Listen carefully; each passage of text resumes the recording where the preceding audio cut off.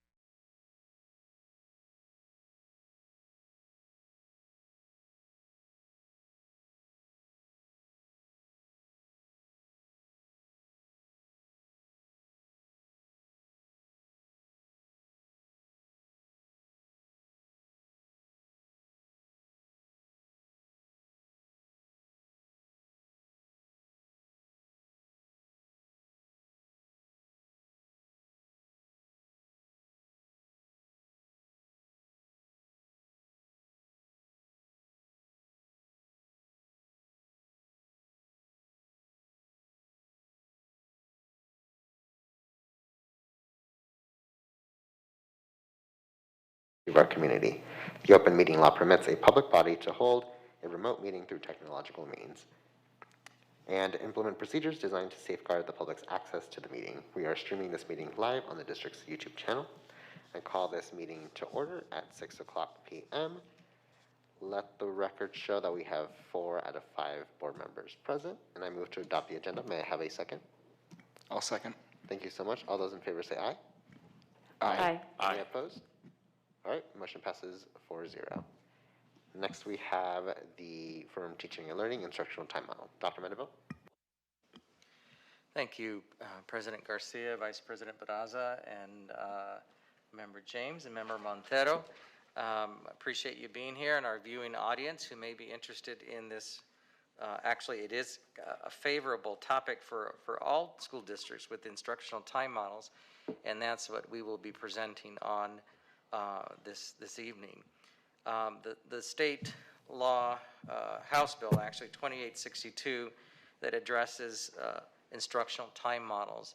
And for Tempe Union, it's going to provide some flexibility for our school district in capturing the instructional hours that we provide to our students in a variety of formats. And that's what will be presented today with a bit more detail than what I'm sharing with you right now.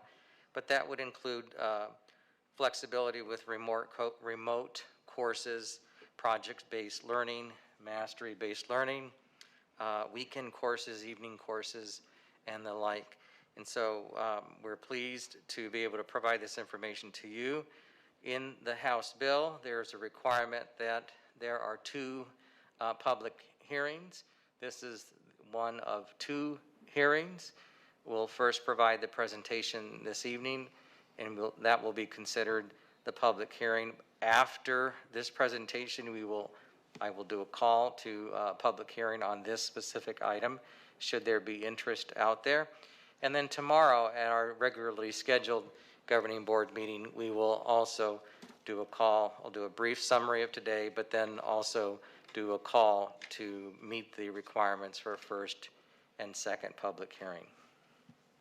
At this time, I'm not sure who's going to go first, but we have a presentation we'd like to share with you and with our community members. Mrs. Hilgers?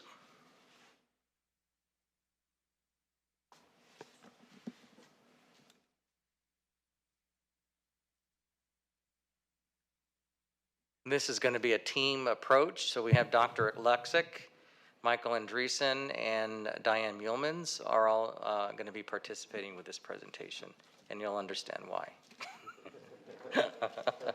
Good evening, President Garcia, members of the Governing Board, and Superintendent Mandeville, and members of the executive team. It's our pleasure to share some information with you tonight. We wanted to give you a little bit of an agenda before we started. We'd like to take a look and give you kind of an overview of House Bill 2862, the flexibility that's afforded to us. And then we'd like to share with you the proposed instructional time model for Tempe Union for the 21-22 school year. And then Diane and Michael Andreessen will go through the reporting and the new attendance descriptors, and Dr. Alexic will go through the instructional time model template. So let's take a look at House Bill 2862. It was passed authorizing school districts to adopt instructional time models but it provides flexibility in the method and the manner in which instructional hours are provided to students. ADE, what they do is they intend for the instructional time model to be submitted by September 30th, but the instructional time model that's submitted is retroactive, so it'll go back to the beginning of the school year in which it started.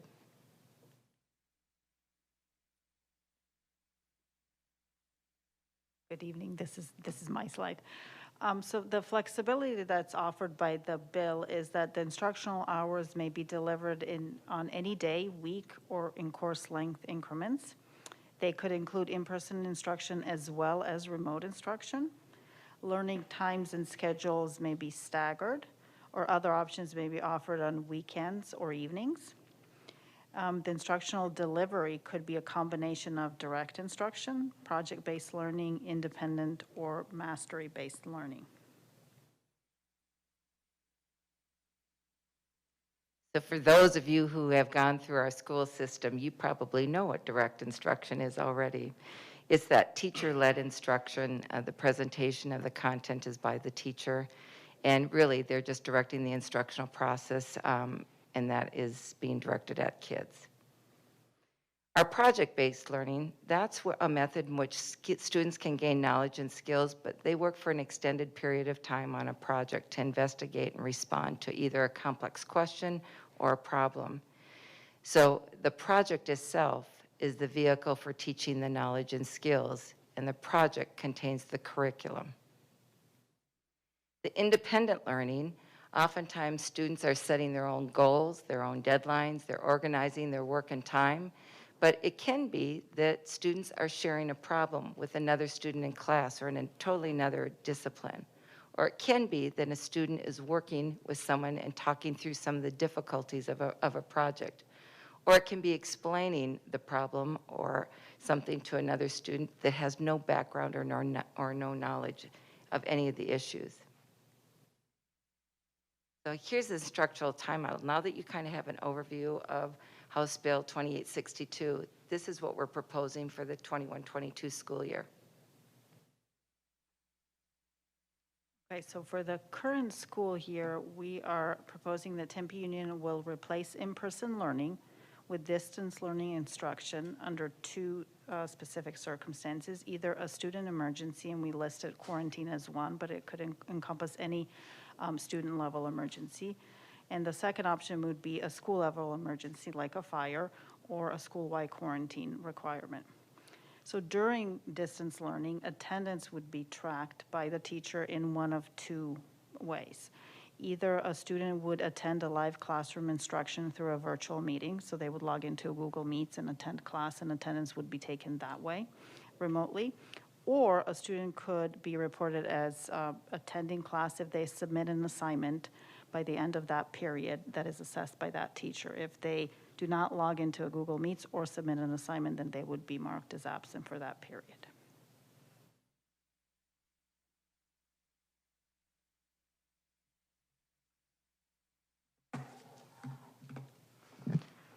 So the ITM has to have a way of reporting when they're participating in instruction. And so just a little information about how the way our current school calendars work. The internal process starts off where the site submits to the district office, which the bell schedules for the students, not the days that's already been decided about what the student calendar is going to be, but the bell schedule will be, it goes through an internal process of review to determine that we're meeting the appropriate number of instructional minutes. And so then once that process is completed and verified, then it goes to IT, who then takes that information and puts it into Synergy as far as what the bell schedule is going to be at each school. Then that information gets submitted to ADE, which then goes through a variety of integrity checks to make sure that it's appropriate as far as the number of holidays and school days and that type of thing. Then what happens is once it gets through the verification process, then Dr. Mendeville gets the pleasure of going into ADE's system, and he basically certifies that the calendar is correct as far as the number of instructional days, and that it meets the required instructional minutes. And ITM is going to have the same process because it does require a school calendar and and the days that they're going to be there in attendance. My understanding is that there is some flexibility, but very little, but it still requires that there be a school calendar. So in order to offer remote learning, we have to have either an AOI or a ITM. So as you know, we already have an AOI school that's been approved, our Tempe Union online school. And then what we're discussing today is the ITM. So basically the difference between the two, the first big difference is exactly what we just talked about. The ITM requires a school calendar. AOI does not. AOI's calendar is July 1st through June 30th. The other thing that's different between an AOI and an ITM is the fact that to be considered full-time and to generate a 1.0 ADM, an AOI requires 900 of instructional hours, which is time that they log, that they're actually doing schoolwork, 100% online instruction. The ITM follows the brick and mortar response of where it's going to require 720 hours of 4 classes, and it's period attendance, much like what we currently do. And so that's the difference between an AOI and ITM.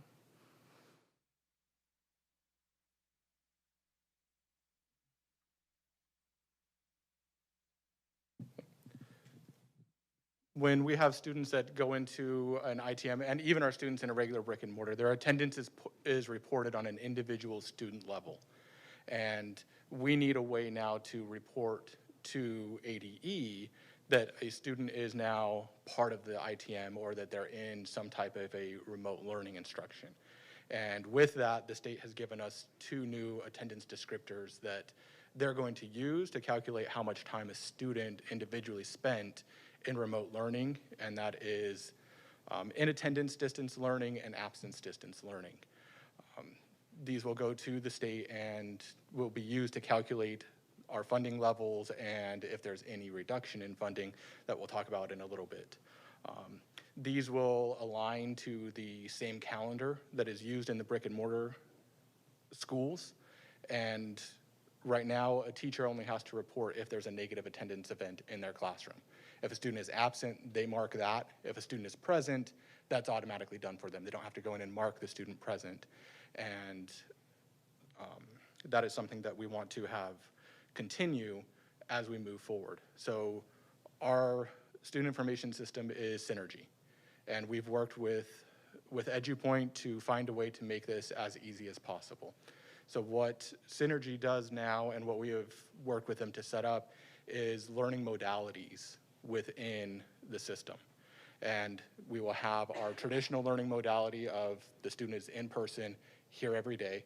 We have a learning modality already of online instruction that is used for our AOI setting, our students that are in Tempe Union Online. And now we will have a third learning modality that is going to be labeled as hybrid, that these students are in a time of distance learning, but then at some point will return back to regular in-person instruction. The nice thing about doing it from a student level is that our teachers in the classroom don't have to worry about marking all of those different attendance codes. They will do attendance the same way that they always have. If a student shows up in person, they're present, the teacher does nothing. If the student shows up virtually, so they log into a Google Meet, the same thing, the teacher does nothing.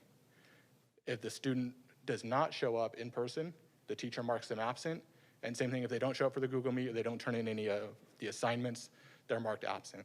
And then when we go through our reporting process to take that information and send it to the state, it is compared to their learning modality. And at that point, the new attendance descriptors are added to the student attendance so that the state knows exactly where the student was and how they were learning. So it makes it very easy for our teachers. They don't have to learn anything else. We are developing training right now for our office staff so that as soon as a student is quarantined or whatever the case may be, they know they approve the student for quarantine, they go and change the learning modality for that student. That's all that needs to happen until the student returns to class. Now, there's some things that are very important to know in this point. With an ITM, the state allows for, in year 22, they allow us to have a total of 50% per campus of remote learning time. So the nice thing is it is set per campus and not per district. So Marcos right now is going to have a higher percentage because they had the fire. Overall, I don't think any of our schools will get to 50% unless we enter another time of lockdown or something like that. But the 50% will be calculated not on a student level, but on a school level. So we could even have students that have major health concerns that spend a lot of time at home. They're not going to make their school go over 50% unless that's widespread. Then the following year, that reduces to 40%. And then anything that goes over the allowed percentage of students that are distance learning will result in a 5% reduction for the amount of time that is over. So if we have, this year, if we have 55% of one of our schools, that 5% of time will incur that 5% reduction in funding. But most of this is set up, it's ready to go. Once we are approved here, we will need to go back and work with our sites for places like Marcos to make sure that all the time, because this is retroactive, is marked appropriately, and the IT department will work on that to make sure everything is set up and ready for all of our teachers and all of our office staff to start using this as soon as we're approved.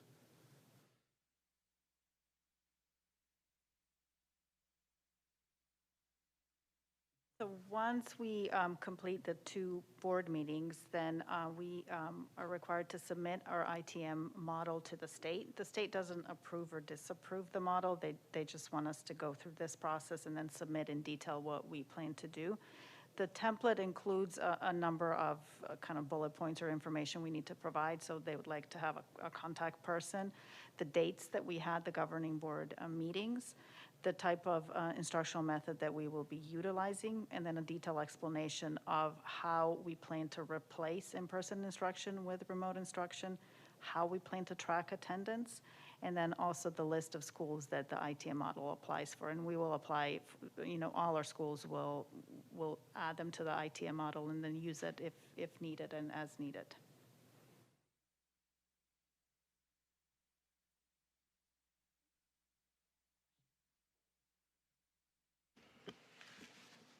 So we're now going to accept questions that board members may have? Yes. Okay. All right, thank you. Thank you so much, first of all, for coming in on a Tuesday evening and presenting to us, and for your presentation. At this time, board members, please press your button if you got any questions, any comments, thoughts. Vice President Barraza. Good evening, everyone. Thank you for your time and the presentation and all the hard work to kind of figure this all out. It seems like there's a lot. How do you all feel about the instructional time model? Does it sound like it's something that will be daunting in terms of trying to get the numbers and transfer them to the state and so forth? And I mean, we already have that accounting kind of juggling system in place. So I was just kind of wondering, how do you guys feel about, the new ARS and the ITM?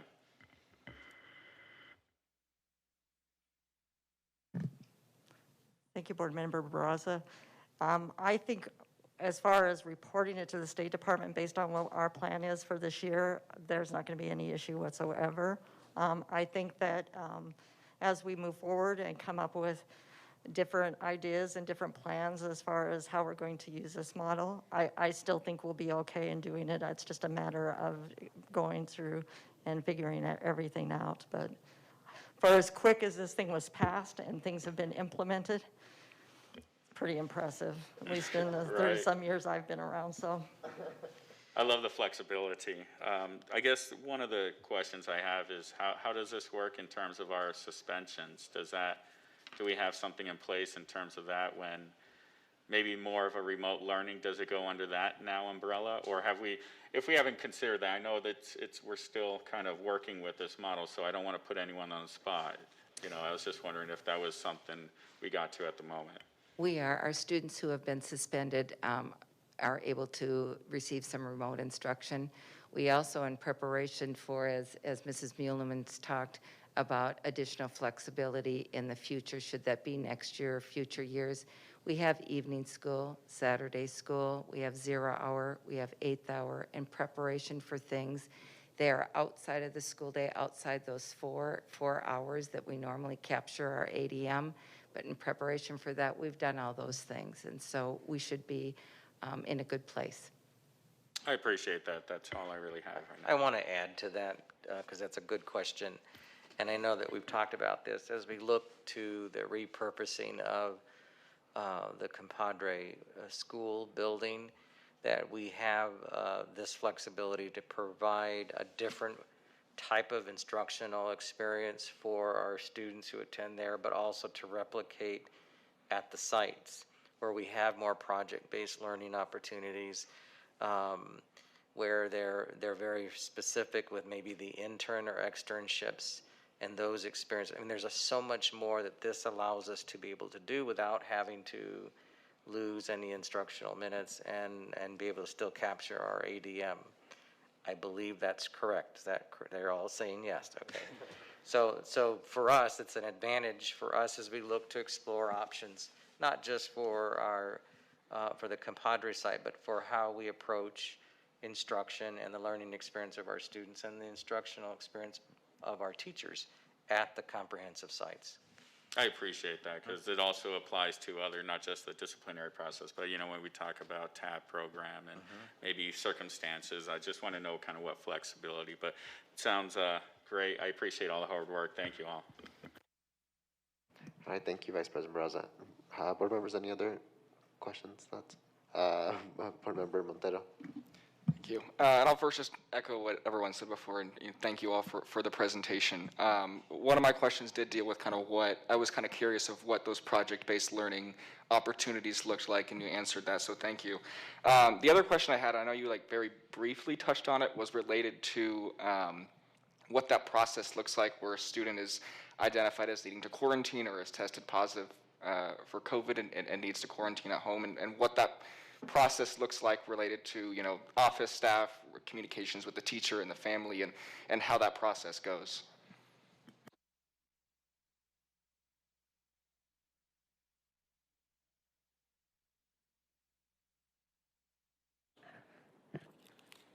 Sorry, I wasn't sure if I needed to go to the mic there. I wasn't expecting to speak.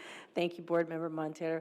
Yes, there is a process for the schools. So when it comes to being quarantined, student is healthy, but there's a direct exposure, so we need to remove while we're going through the process of the contact tracing, or as that emerges in the contact tracing. The schools have links already provided, and there is an assigned staff member or staff members. Some of the schools have a couple of people, and so there's a communication that goes to the student. It has all of the classes with the links provided, and then that is the contact person if, in fact, like a person forgets to put a link on or something like that, can communicate. And then they're checking in with them, and that's how they're getting the information and logging into class each day. And so then they know the duration of the time that they're logging in, and then when they get to return. And then it goes back into the health mitigation plan protocols in terms of for how long that they're out and then when they return. But when a student is COVID positive, they are ill, and so we work with that student when they return and they're healthy and they're back, and then that's when we help them and support them with getting back up in their classes.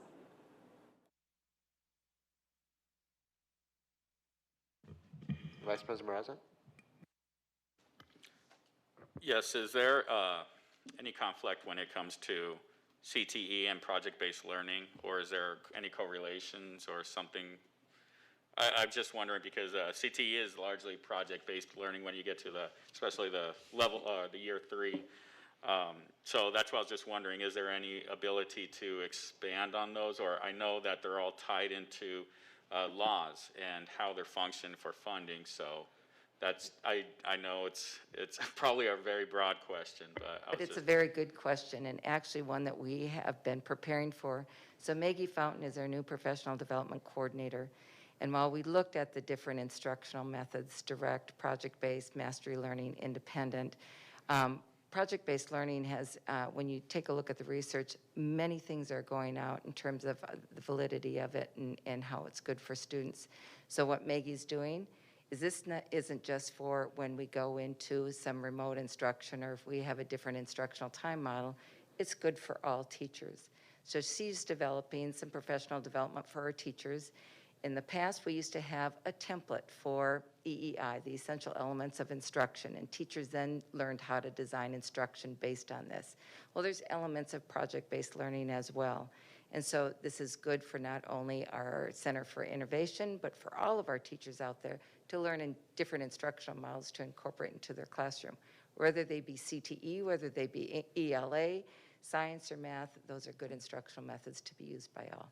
Oh, wow. So if I were a physics teacher, maybe teaching mechanical physics, mechanical engineering, let's say, and I have a little bit of room to be able to try and present something that I can have a project-based learning aspect to my curriculum. Absolutely. That's exciting Absolutely. for someone like me that would love to launch watermelons or something like that and do some force, gravitational, type of experiment. So the one big thing that I remember in college and taking physics, and I was a business major, but I took physics for science majors because I wanted the full picture. And my professor would not only talk about the laws and talk about why it's true, but at the end of the class would present the experiment to prove it. And we always had that hands-on aspect, and that was so exciting to go to class and see those little proofs become real. And yeah, that's just a new element to learning that, to me, makes it a little more exciting. So thank you for that. I really appreciate that. Good. Member James? So with this model, is there also opportunity, say, for a class that might not make it at all 6 campuses, maybe some sort of AP class, that a student that is at a campus where there's not that opportunity could log in remotely to a campus where that's being offered? Member James, we already have that going on. This year, we have what we call collaborative courses. And so we have paired 2 sister schools together. And so our APAs, our assistant principals for academics, looked at what courses traditionally either weren't able to make or that students had an interest in. We have looked at the time frames in which we teach them, and so our students are learning remotely from one site to another, and that is occurring all across this district. That is fabulous. Thank you Yes, so so much. our master schedules now have an additional layer on them, and they are the collaborative courses, so that we schedule those because we have to coordinate all 6 schools. And I want to commend Mrs. Hilgers and Mrs. Muomans and the rest of the team, actually, because that's been a request of mine when I began as superintendent. And so it's nice to see that finally happen.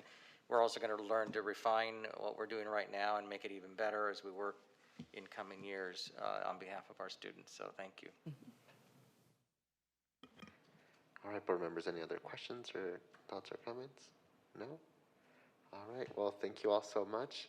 We really appreciate it. All right, next we have first public hearing for the instructional time model. Dr. Mandeville. I'm sorry. This is the time for public comment for this specific item on the instructional time model. And from what I can see, we have no public comment at this time. All right, thank you so much, Dr. Mandeville. All right, that concludes the special meeting today for the instructional time model. So I move to adjourn this meeting. May I have a second? I'll second. Thank you so much. All those in favor say aye. Aye. Aye. Any opposed? All right, motion passes 4-0. Thank you so much, everyone. Have a good night.